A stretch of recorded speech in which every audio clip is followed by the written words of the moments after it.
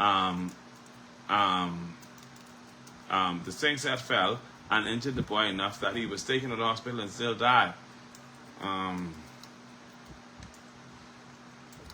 So let me see. Boy dies at school in Grandmama. Okay, let me read it to you. School not registered. Let me see if I can find it. I gotta see what's here.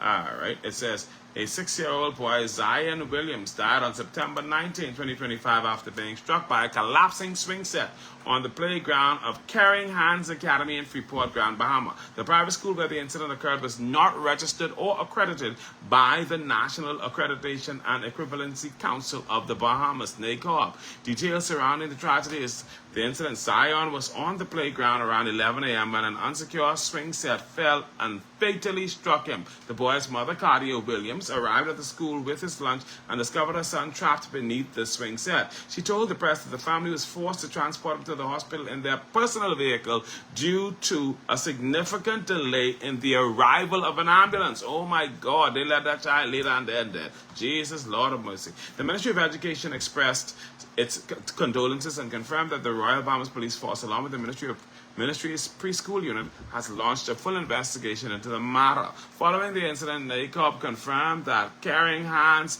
Academy was not on its list of registered institutions. Education Director Dominic McCartney Russell indicated that there could be consequences for the unregistered school. I'm curious as to what those consequences will be.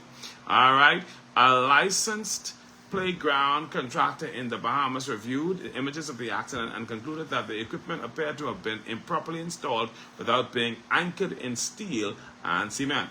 He stressed the need for strict regulations and inspection of playground equipment.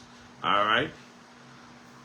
How we have a school that's not registered with the Ministry of Education operating as a school, and are you saying to me that nobody knew that this school was not registered and nobody knew that the school was operating?